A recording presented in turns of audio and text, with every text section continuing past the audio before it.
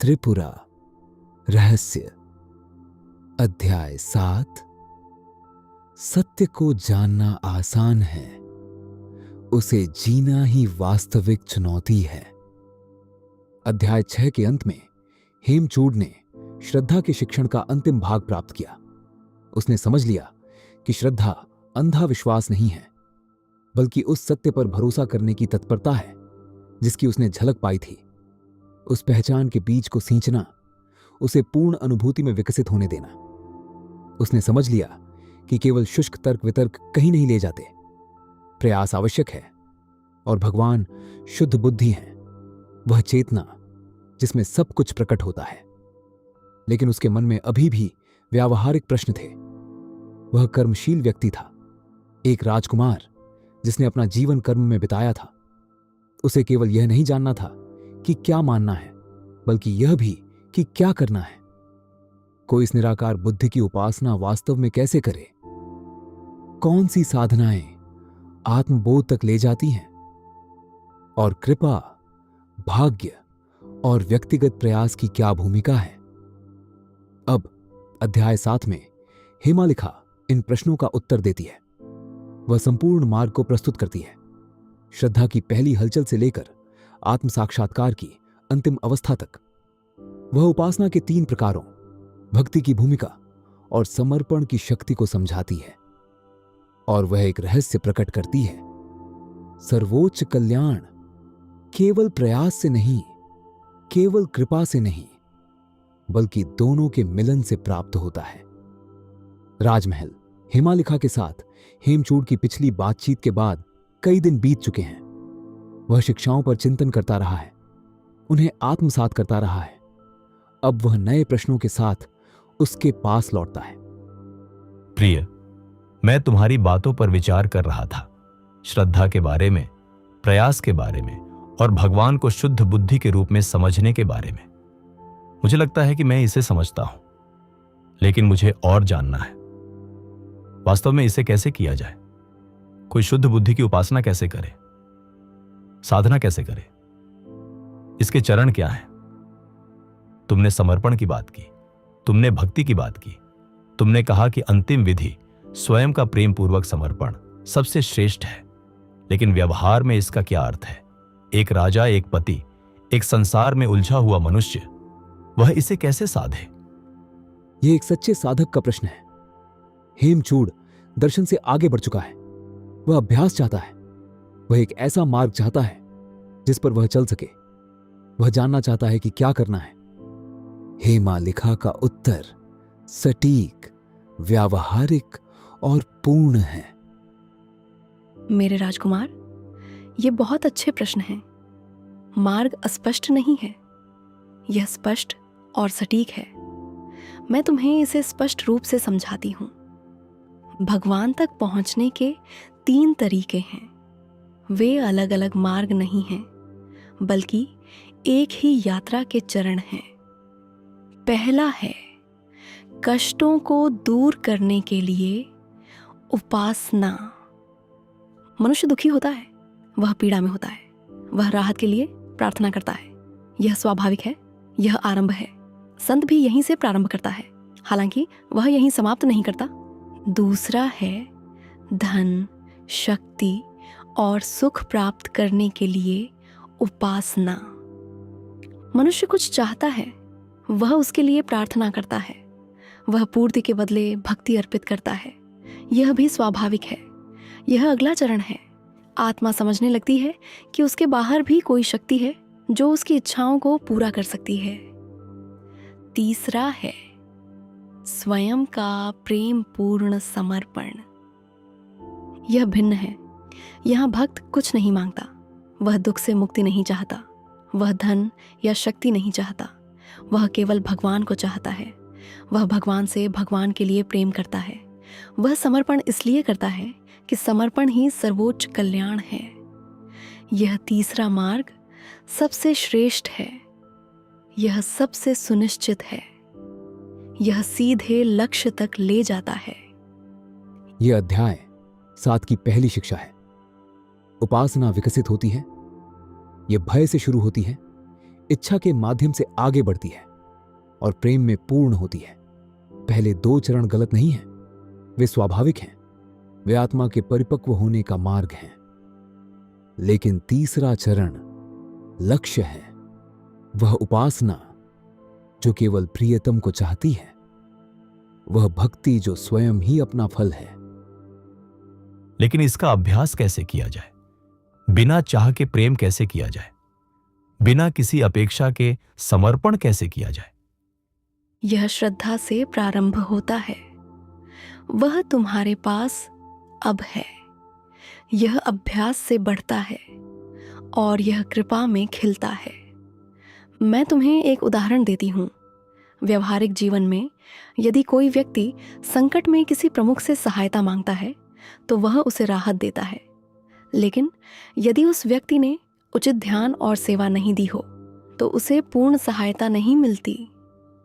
महत्वाकांक्षा से उत्पन्न सेवा सीमित फल देती है उसके परिमाण के अनुसार, लेकिन निष्काम भक्ति से की गई सेवा वह अलग है।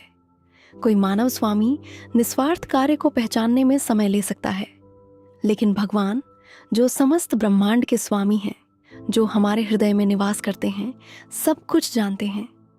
वह हृदय को देखते हैं, वह भक्ति को जानते हैं और वह उत्तर देते हैं। भाग्य का क्या? लोग कहते हैं कि जो लिखा है उससे बचा नहीं जा सकता। क्या भक्ति भाग्य से अधिक शक्तिशाली है? यह धारणा कि कोई भाग्य से बच नहीं सकता केवल कमजोर और अविवेकी लोगों पर लागू होती है। जो योगी प्राणायाम का अभ्यास करते हैं वे भाग्य को भी जीत लेते हैं। भाग्य भी उन पर अपने फल थोप नहीं सकता। भाग्य केवल अज्ञानी को पकड़ता है और बांधता है। प्रकृति के अनुसार चलना ही भाग्य है और प्रकृति स्वयं भगवान की इच्छा को लागू करने का एक साधन है। भगवान का उद्देश्य सदैव निश्चित होता है और उसे रोका नहीं जा सकता, लेकिन भक्ति उसकी तीव्रता को कम कर सकती है। यदि भक्ति उसे पूर्णतः जला दे तो वह निष्क्रिय हो जाता है। यह अध्याय 7 की दूसरी शिक्षा है। भक्ति भाग्य से अधिक शक्तिशाली है। भाग्य कोई कठोर नियम नहीं है, यह पूर्व कर्मों की गति है, आदतों की शक्ति है, मन की प्रवृत्ति है जो स्वयं को दोहराती है। और भक्ति, सच्ची, निष्काम, अडिग भक्ति इस गति को जला देती है। यह कर्म के बीजों को भस्म कर देती है और उन्हें निष्प्रभावी बना देती है। तो भक्ति भाग्य से अधिक शक्तिशाली है? हाँ, जैसे अग्निबीज को अंकुरित होने से पहले जला सकती है, वैसे ही भक्ति भाग्य के बीजों को फल देने से पहले जला सकती है। आर्षि मार्कंडेय का उदाहरण लो। उनका भाग्य था कि वे 16 वर्ष की आयु में मृत्यु को प्राप्त होंगे, लेकिन उनकी भक्ति इतनी तीव्र, इतनी शुद्ध थी कि भगवान शिव प्रकट हुए और उस भाग्य को बदल दिया। जो बालक मरने के लिए नियत था वह सदा 16 वर्ष का रहकर अमर हो गया। यही भक्ति की शक्ति है। यह भाग्य को मिटाती नहीं, यह उसे रूपांतरित करती है, यह उसे जला देती है, यह उसे निष्प्रभावी बना देती है। आपने भगवान को शुद्ध बुद्धि के रूप में बताया है, लेकिन शास्त्र भगवान को रूप में वर्णित करते हैं। चेहरे, आंखें, भुजाएं, इनमें से सत्य क्या है? दोनों ही सत्य हैं मेरे राजकुमार, लेकिन वे अलग अलग स्तरों पर सत्य हैं।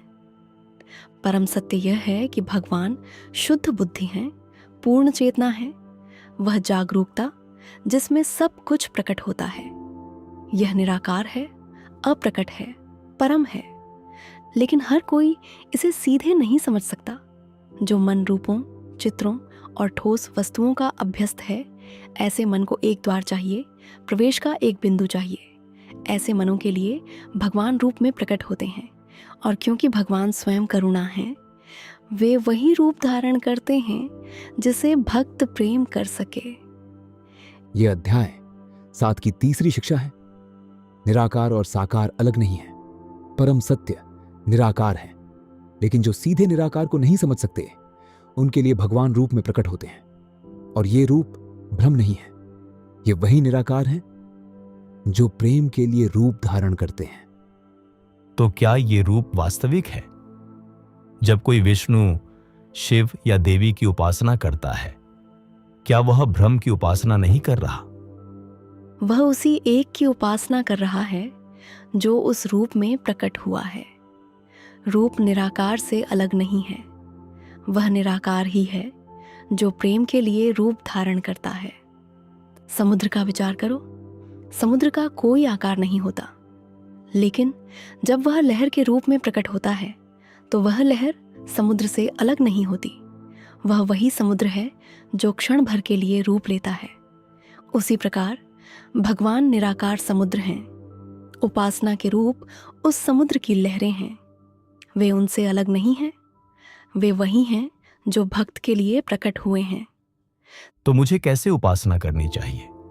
क्या मुझे निराकार की उपासना करनी चाहिए या किसी रूप की? जिस प्रकार से तुम स्वयं के सबसे निकट आ सको, उसी प्रकार उपासना करो। यदि तुम शुद्ध जागरूकता में ठहर सकते हो, कुछ भी न जानते हुए भी जागरूक रह सकते हो, तो वही सर्वोच्च उपासना है, वही निराकार की उपासना है। लेकिन यदि तुम्हारे मन को एक द्वार चाहिए, तो ऐसा रूप चुनो जो तुम्हारे हृदय को स्पर्श करे। वह विष्णु हो सकता है, शिव हो सकता है, देवी हो सकती है, सूर्य, चंद्र, कोई भी रूप जो प्रेम जगाए। उस रूप की पूरे हृदय से उपासना करो, उससे प्रेम करो, उसमें समर्पित हो जाओ, और समय के साथ वही रूप तुम्हें निराकार तक ले जाएगा। यही रहस्य है। रूप का मार्गहीन नहीं है, वह केवल थोड़ा लंबा है, लेकिन वह भी उसी स्थान तक पहुंचाता है। आप कृपा की बात करती हैं। आप कहती हैं कि भगवान भक्ति का उत्तर देते हैं, लेकिन यह कैसे होता है? क्या यह कोई नियम है? क्या भगवान को किसी नियम के कारण उत्तर देना पड़ता है? नहीं मेरे राजकुमार, यह कोई यांत्रिक प्रक्रिया नहीं है। यह कोई नियम नहीं है। यह प्रेम है। एक माँ और उसके बच्चे का विचार करो। क्या माँ बच्चे के रोने पर किसी नियम के कारण प्रतिक्रिया देती है? नहीं, वह इसलिए प्रतिक्रिया देती है क्योंकि वह प्रेम करती है। प्रेम उसका स्वभाव है, वह कुछ और कर ही नहीं सकती। उसी प्रकार भगवान का स्वभाव प्रेम है। वे भक्ति का उत्तर देते हैं क्योंकि वे वही हैं। वे कुछ और कर ही नहीं सकते। यह कोई लेन देन नहीं है, यह उनके अपने अस्तित्व का प्रवाह है। यह अध्याय 7 की चौथी शिक्षा है। कृपा प्रेम है, कोई सौदा नहीं। भगवान भक्ति का उत्तर किसी नियम या लेन देन के कारण नहीं देते। वे इसलिए उत्तर देते हैं क्योंकि प्रेम उनका स्वभाव है। कृपा वह नहीं है जो भगवान देते हैं, कृपा वही है जो भगवान है। तो फिर सभी को यह कृपा क्यों नहीं मिलती? कुछ लोग दुखी क्यों हैं, संघर्ष करते हैं, जबकि कुछ लोग कृपा में बहते हुए प्रतीत होते हैं? कृपा हमेशा बह रही है।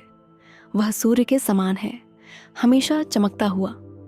लेकिन तुम उसकी गर्माहट महसूस करते हो या नहीं, यह इस पर निर्भर करता है कि तुम प्रकाश में खड़े हो या नहीं।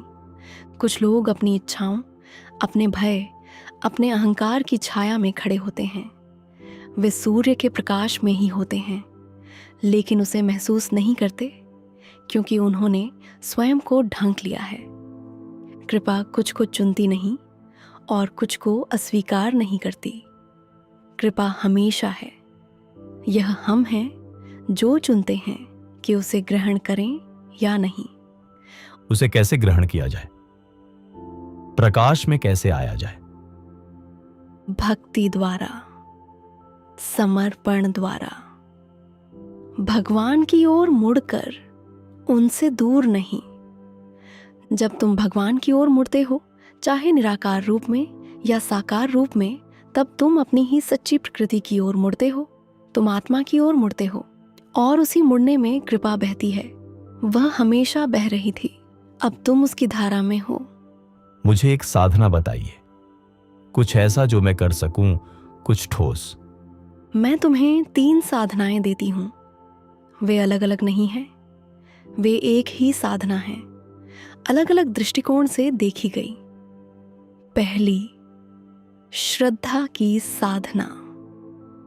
हर सुबह जब तुम जागो, अपने आप से स्मरण करो, मैं चेतना हूं, मैं आत्मा हूं, यह शरीर, यह मन, यह संसार सब मुझ में प्रकट होते हैं।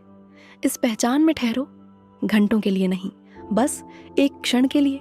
इसे अपने दिन का आधार बनने दो। दूसरी, भक्ति की साधना। ऐसा रूप चुनो जो तुम्हारे हृदय को स्पर्श करे। वह देवी हो सकती हैं, सभी की माता। वह शिव हो सकते हैं, माया के विनाशक। वह विष्णु हो सकते हैं, पालनकर्ता। या वह निराकार प्रकाश जो तुमने क्रिस्टल महल में देखा। जो भी प्रेम जगाए, उस रूप को अपने हृदय में धारण करो, उससे प्रेम करो, उससे बात करो, अपने आप को उसे अर्पित करो। किसी लाभ के लिए नहीं, बल्कि इसलिए कि प्रेम ही सर्वोच्च है। तीसरी, समर्पण की साधना। दिन के अंत में शांत बैठो, सब कुछ छोड़ दो। अपने प्रयास, अपनी उपलब्धियां, अपनी असफलताएं, अपनी आशाएं, अपने भय, सब कुछ भगवान को अर्पित कर दो। कहो, मैंने जो कर सकता था वह किया, अब शेष सब तुम्हारा है। यह निराशा से नहीं, बल्कि विश्वास से करो। कमजोरी से नहीं, बल्कि प्रेम से करो।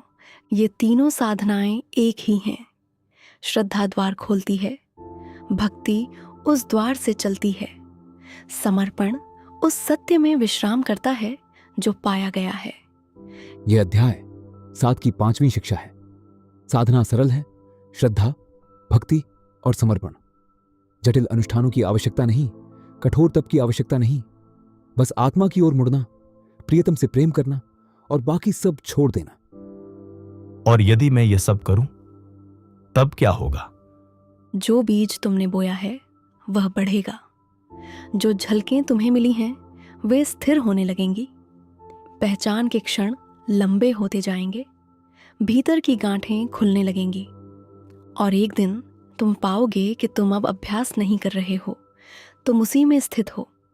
साधना तुम्हारा स्वभाव बन जाएगी, आत्मा वही बन जाएगी जो तुम हो। और जब ऐसा हो जाए तब क्या? तब तुम मुक्त हो, संसार से मुक्त नहीं, अनुभवों से मुक्त नहीं, बल्कि इस भ्रम से मुक्त कि तुम उन्हीं तक सीमित हो। तुम अब भी राजा रहोगे, तुम अब भी शासन करोगे, कर्म करोगे, प्रेम करोगे, लेकिन तुम जानोगे कि तुम कर्ता नहीं हो। तुम एक नाटक के अभिनेता की तरह होगे, भूमिका निभाते हुए, लेकिन यह जानते हुए कि तुम वह पात्र नहीं हो। तुम सुख और दुख दोनों का अनुभव करोगे। शरीर अपने सुख दुख का अनुभव करता रहेगा, लेकिन तुम जानोगे कि ये सब तुम्हारे अस्तित्व के महासागर की लहरें हैं। तुम महासागर हो, लहर नहीं। यही अवस्था है जिसे आर्षि जीवन मुक्ति कहते हैं, जीते जी मुक्ति। यही अवस्था संवर्त के पास थी, यही अवस्था तुम भी प्राप्त कर सकते हो। यह अध्याय 7 की 6ठी शिक्षा है। मुक्ति भागना नहीं है। ज्ञानी संसार को नहीं छोड़ता, वह उसी में पूर्ण रूप से जीता है। लेकिन वह बंधन में नहीं जीता, वह बिना आसक्ति के कर्म करता है, बिना चिपकाव के प्रेम करता है। वह महासागर है, लहर नहीं। वह दर्पण है, प्रतिबिंब नहीं।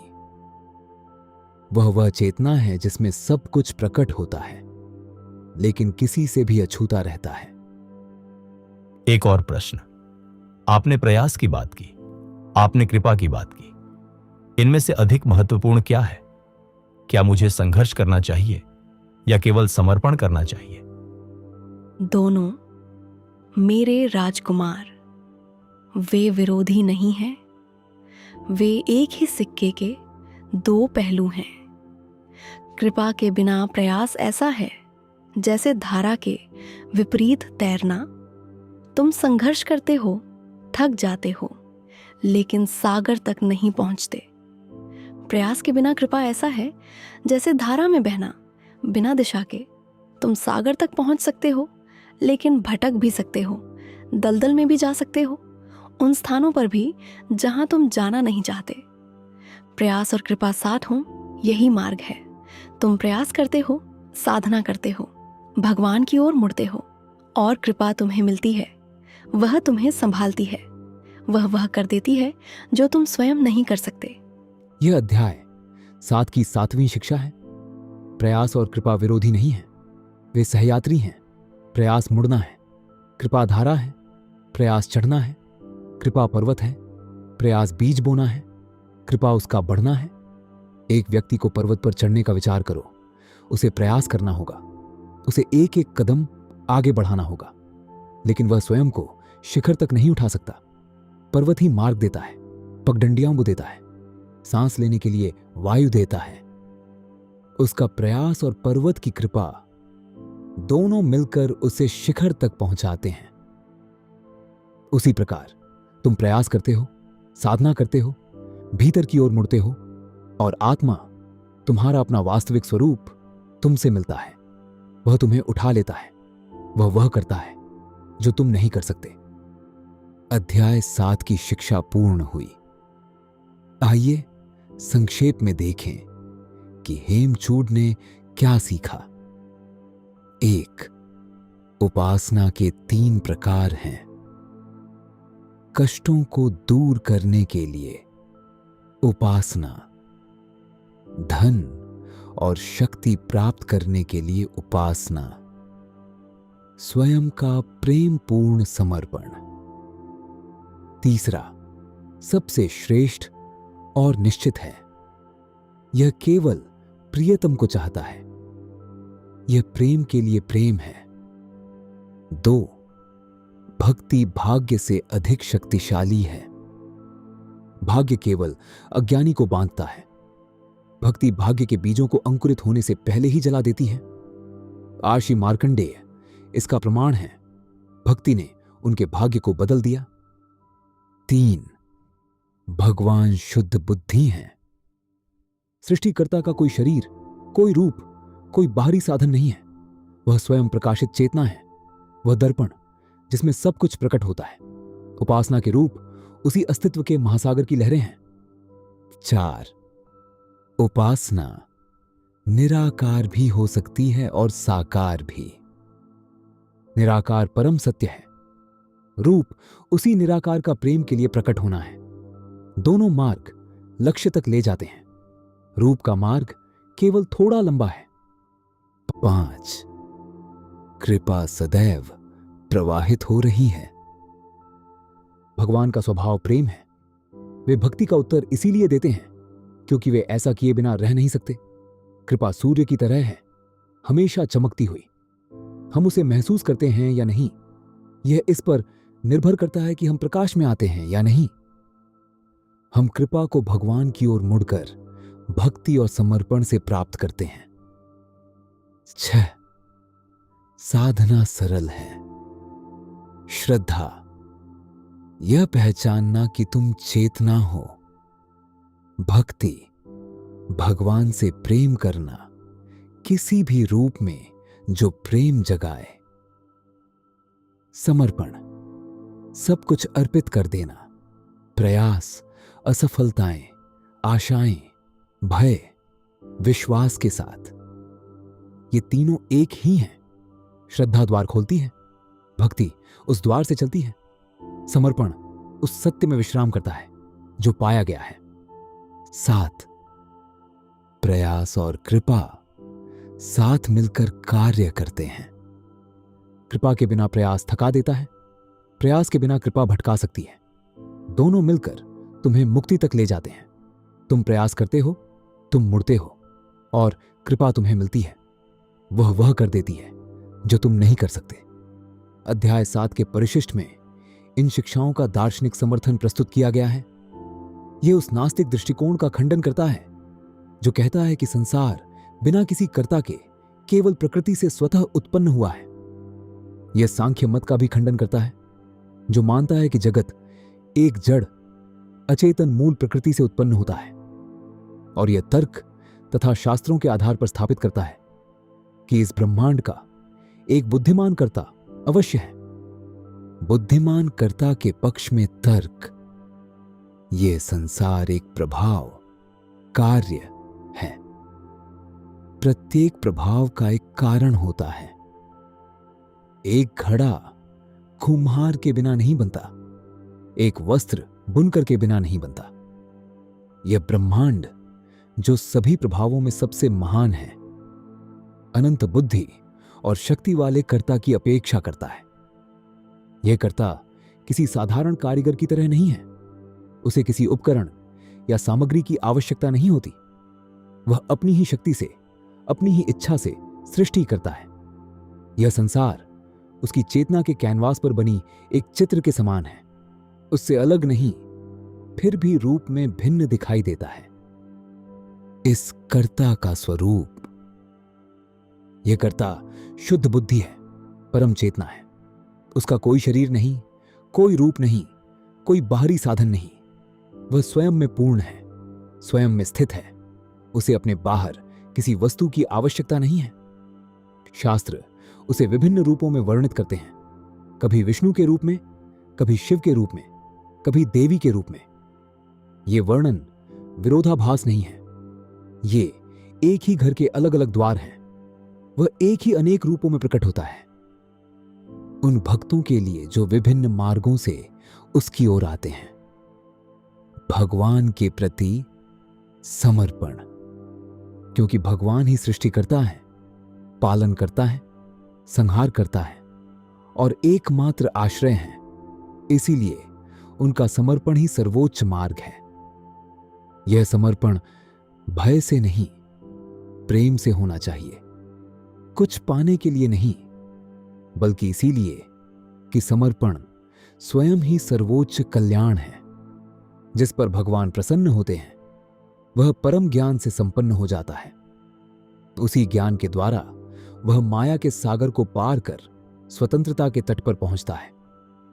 इस प्रकार अध्याय 7 के अंत में हेमचूड़ को संपूर्ण शिक्षण प्राप्त हो जाता है।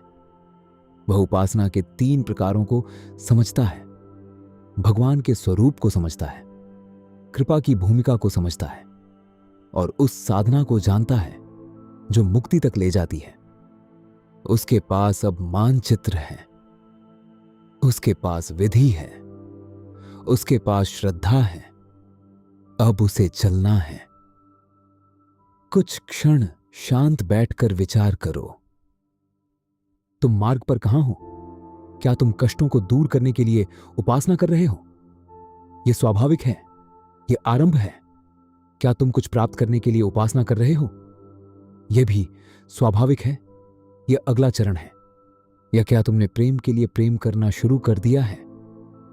प्रियतम की ओर मुड़ना कुछ पाने के लिए नहीं, बल्कि इसलिए कि मुड़ना ही सर्वोच्च कल्याण है। मार्ग जटिल नहीं है, यह सरल है। श्रद्धा द्वार खोलती है, भक्ति उस द्वार से चलती है, समर्पण उस सत्य में विश्राम करता है जो पाया गया है। प्रयास और कृपा साथ मिलकर कार्य करते हैं। तुम प्रयास करते हो, साधना करते हो, तुम मुड़ते हो और कृपा तुम्हें मिलती है। वह तुम्हें उठा लेती है। वह करती है जो तुम नहीं कर सकते। अध्याय 8 में हेमचूड़ इन शिक्षाओं को व्यवहार में लाना शुरू करेगा। वह मानचित्र, विधि और श्रद्धा को लेकर साधना करेगा। वह सीखेगा कि जागरूकता में कैसे ठहरना है, पहचान की गांठों को कैसे काटना है, आत्मा में कैसे स्थित होना है। लेकिन अभी के लिए इस शिक्षण के साथ बैठो, इसे काम करने दो, बीज को सींचने दो, श्रद्धा को उठने दो, भक्ति को खिलने दो, समर्पण को गहरा होने दो। इस प्रकार त्रिपुरा रहस्य का 7वां अध्याय समाप्त होता है, जिसे भगवान का निर्णय, श्रद्धा, प्रयास और भक्ति का मार्ग कहा जाता है। जो राजकुमार प्रश्न लेकर आया था उसे संपूर्ण मार्ग मिल गया है। जो गुरु उपमाओं में बोल रही थी उन्होंने मार्ग को स्पष्ट कर दिया है। और यात्रा, इच्छा के राज्य से आत्मा की स्वतंत्रता तक की यात्रा अब अपने अंतिम चरण में प्रवेश कर चुकी है। यदि इस शिक्षण ने तुम्हारे भीतर कुछ स्पर्श किया है तो उसे होने दो, उसके साथ बैठो, उसे कार्य करने दो। तुम्हें जिस श्रद्धा की आवश्यकता है वह तुम्हें बनानी नहीं है। वह सत्य की झलक मिलने पर स्वाभाविक रूप से उत्पन्न होती है। जिस भक्ति की आवश्यकता है वह तुम्हें मजबूर करके नहीं लानी, वह प्रियतम की ओर मुड़ने पर स्वयं उत्पन्न होती है। जिस समर्पण की आवश्यकता है वह तुम्हें प्राप्त नहीं करना, वह स्वयं घटित होता है जब तुम अपने वास्तविक स्वरूप में विश्राम करते हो। पढ़ने के लिए धन्यवाद। श्रद्धा जागृत हो, भक्ति पुष्पित हो, समर्पण गहरा हो। तुम उसी में विश्राम करो जो तुम सदैव से हो। शांति, शांति, शांति।